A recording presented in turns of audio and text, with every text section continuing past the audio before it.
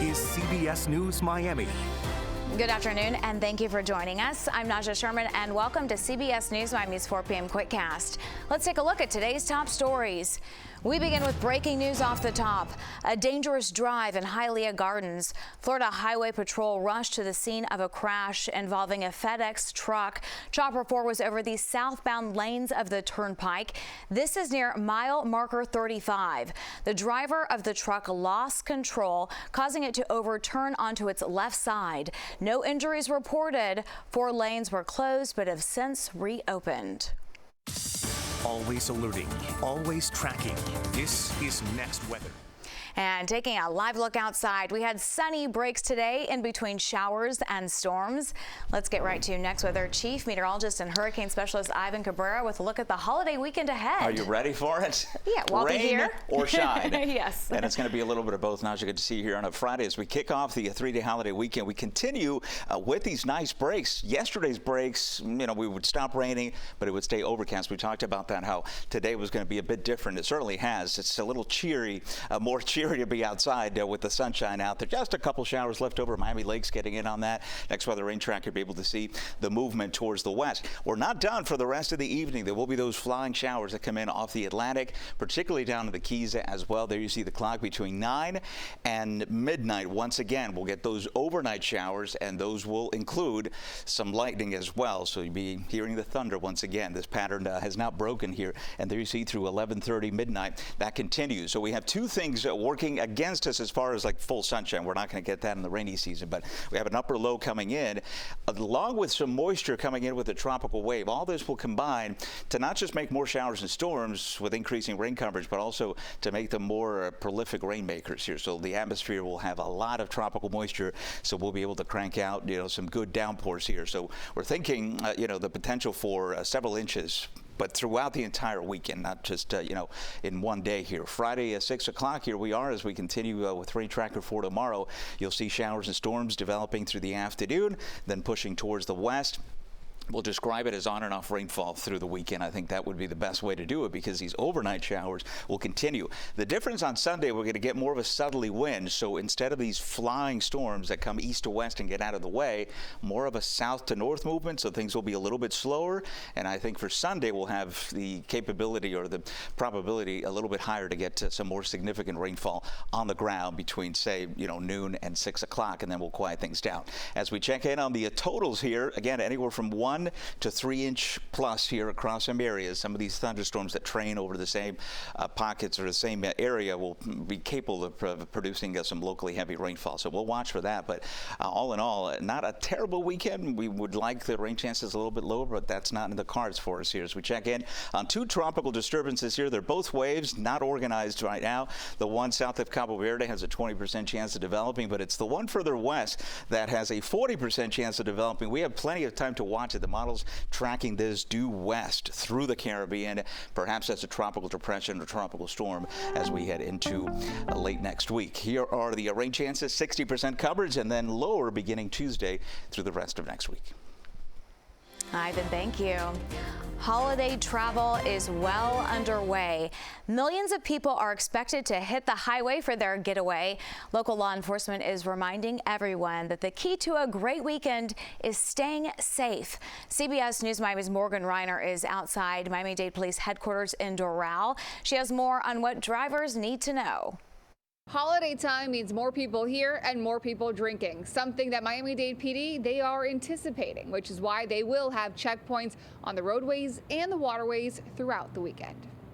It's a holiday weekend, but not for Miami-Dade officers. The officers are not taking days off this weekend, and they're going to be working extended hours the whole weekend. They're going to be on the roadways and waterways, making sure you are following the rules. And one of the main things is that obviously the safety and concern of everyone. We want everybody to have a good time, enjoy the holiday, but I know that this weekend also lends itself to, unfortunately, a lot of drinking. And the same as on the roads. One of the biggest things that they want to harp on is to please, if you're going to be drinking out there, be responsible. Have someone else be the captain of the boat or take in charge of that boat, because they are going to be enforcing DUIs as well on the water as well as on land. If you do have plans to come to town or leave, these are the best and worst times according to AAA. On Monday, when a lot of people will be heading back or leaving town, the worst time to travel is from 11 a.m. to 8 p.m., and the best time is to hit the road before 10 a.m. Good news is gas prices are better this Labor Day weekend than they have been the last 3 years. On Sunday, gas prices were $3.29 a gallon. Last Labor Day, drivers paid $3.68 per gallon and $3.52 the year before that. If you're flying, Miami-Dade PD has a safety warning for you too. We do have a lot of people that fly in, and the airport is also going to have additional security, additional officers doing a lot of traffic enforcement, and we have a lot of the illegal ride shares that occur. One of the biggest things that they like to harp on is to say if you didn't ask for a ride, no one should be offering you one.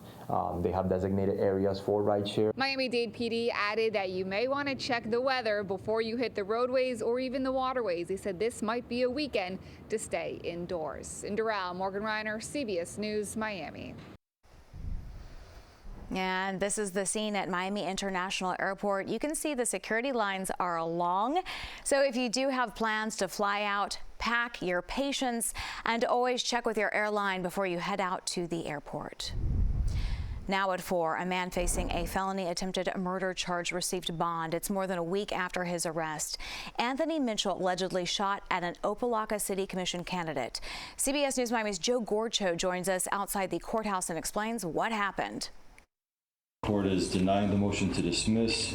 Attorney Michael Pizzi briefly talks with Anthony Mitchell after the court's decision. The presiding judge grants Mitchell bond, but the case claiming he tried to murder someone will move forward. Anthony Mitchell did not touch a firearm. Anthony Mitchell did not shoot anybody. Anthony Mitchell committed no crimes. Pizzi spoke on behalf of Mitchell's family and took issue with the original police report filed after the August 21st incident on Rutland Road in Opa-locka. The original police report, which we did receive, named Mitchell's brother Tommy Johnson as the alleged shooter. Doesn't name the suspect who was arrested, and they have to say after the fact that they got the police report wrong. The report states Mitchell told officers the fight with Chris Davis was about supporting rival Opa-locka City Commission candidates. We received Opa-locka police body cam a day after the alleged incident. On it, we see Davis speaking with officers, telling his side of how the altercation between Thompson and Mitchell all started. The guy exchanges words, and then he approaches me, and he puts up his fist, and I'm like, I gotta stop you. Were you on the sidewalk, in the street? Where were you walking? Middle of the street. Everything started in the middle. Davis alleging Mitchell's brother engaged in a fight. Pizzi claims Davis is the one who initiated it. Mr. Johnson was unconscious as a result of his actions. Mr. Mitchell injured his knees. Davis claimed after Thompson fell, Mitchell attacked him. He has me in a chokehold, like on my teeth, on my tooth. You see this? Mm-hmm. He grabbed me, and then he slammed me to the ground. Getting in my car to speed off. Right. He comes here to this corner. Anthony, the brother. Yeah, the brother. Right. And he shoots at me. The fact that someone fired a shot, does not mean that it was Anthony Mitchell. Miami-Dade police say a tattoo shop worker was shot. It happened during a robbery in southwest Miami-Dade. Police say 2 employees stepped out behind the tattoo shop into an alley. That's when they were confronted by the 2 suspects who held them at gunpoint. One of the employees tried to run away but was shot. He was taken to the hospital in critical condition. This could have been a very tragic incident. It could have turned out a lot worse than it did. Obviously, the shopping center at 8 o'clock at night has multiple people, some families frequenting these businesses. So we're just glad that no one was killed. Police say the suspects got in a car and took off. Police hope surveillance video will help them in their investigation. A new site is being proposed to replace Miami-Dade's incinerator in Doral. This would make it the 4th location being considered for the controversial project. The new site is off Okeechobee Road and Northwest 137th Avenue. That's about 2 miles from the closest neighborhood in Miramar. This is the Doral location that went up in flames more than a year ago. City of Miramar is threatening to sue Miami-Dade if the county builds the incinerator near city limits. Miramar's mayor told us he also opposes this news site. In a statement, the mayor wrote, quote, "Miramar continues to be alarmed that the fourth site located less than a mile from the airport west site is being considered by Miami-Dade County. Both sites have identical environmental profiles and pose similar risks to our residents and the Everglades ecosystem." Still to come, Royal Caribbean, known for having the largest cruise ship in the world. And now the company says it plans to expand its fleet even more. What we learned about the big plans. Stay with us. Welcome back to CBS News Miami's 4 p.m. Quickcast. Voters decide. It is only 67 days until Election Day.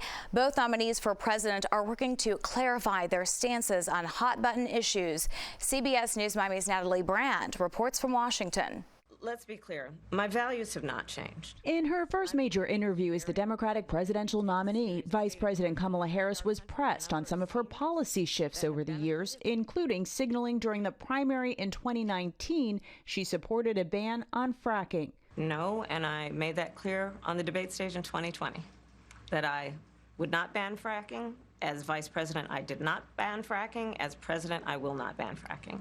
It's an issue central to voters in battleground Pennsylvania, where former President Donald Trump holds a rally later today. The Republican ticket has also slammed Harris and President Biden for record crossings at the southern border last year. Harris was asked in the CNN interview about how her views there have changed. I believe there should be consequence. We have laws that have to be followed and enforced that address and deal with people who cross our border illegally. The Republican nominee is facing questions from conservative groups about his own evolving stances. In an NBC News interview, Trump suggested Florida's 6-week abortion ban is too restrictive. I think the 6 week is too short. It has to be more time. With Harris holding a sizable advantage among female voters, Trump appears to be looking for ways to cut into that lead. He made this announcement on Thursday. Your government will pay for, or your insurance company will be mandated to pay for, all costs associated with IVF treatment. Tonight, Trump speaks to the conservative group Moms for Liberty. Natalie Brand, CBS News, Washington. Royal Caribbean has announced plans to build 3 more mega ships. They will be similar to its Icon of the Seas, and that is the world's largest cruise ship. The Icon's sister ship, Star of the Seas, is expected to set sail from Florida next summer. An unnamed third ship is scheduled to launch in 2026. Royal Caribbean currently has 68 ships in its fleet. And fans will see some big changes this year. For the first time in the postseason, 12 teams will compete for the national championship. The Big Ten Conference also has a new look. It is adding 4 powerhouse teams: UCLA, USC, Washington, and Oregon. And you can catch Big Ten games right here on CBS Miami all season, starting tomorrow at 3:30 p.m. Eastern. That's your CBS News Miami Quickcast. I'm Najahe Sherman. Stay tuned for more news right here on CBS News Miami, and have a wonderful holiday weekend.